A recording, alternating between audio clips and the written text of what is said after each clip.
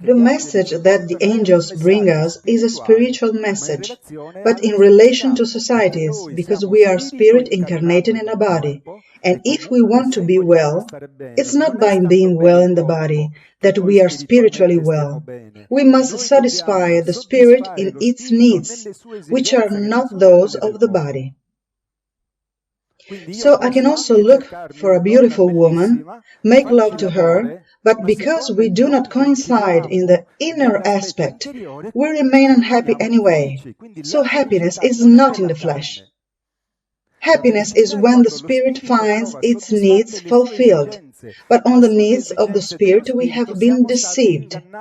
It's not attending the temple that makes us happy. It can also make us happy, but then we spiritual beings need to be told how we can be happy in the couple, how we can be happy with our children, how we can be happy at work, how we can be happy in society. Because all of us are spiritual beings, that is, all of us are beings of light.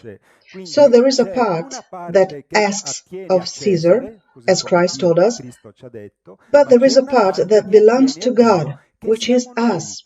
So as long as we do not meet our own demands as spiritual beings, we will be unhappy. In fact, by unbalancing everything on matter, we have created a monstrous, murderous, and delinquent society that is also destroying the planet. So total failure as humanity. Why? Because we are not the body. We are the spirit that lives forever. And we, who are the spirit that lives eternally, know how to keep a mouth healthy. We know how to keep the body healthy, more or less, but we don't know a thing about science that explains how to keep the spirit healthy.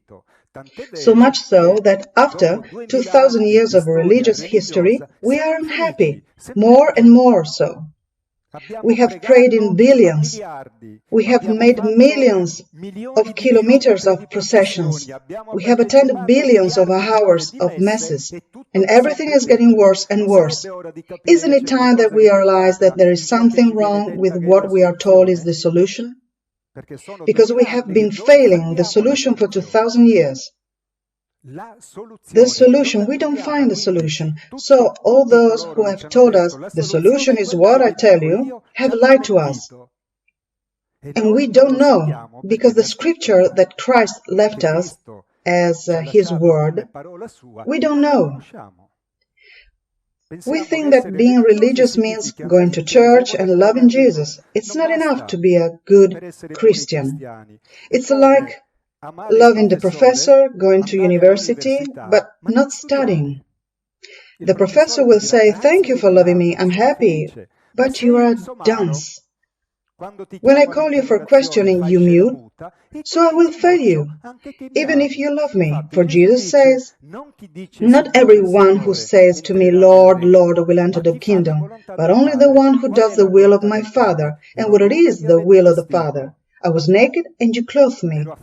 I was hungry and you fed me. I was sick and you visited me. This is Christianity. It's not only a religious fact.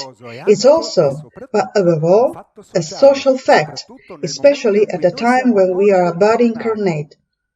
Especially at a time when we have for decades, for centuries, dedicated our entire lives to projects that only concern the body. We only finance projects that only concern the body, and we remain unhappy because we are not the body.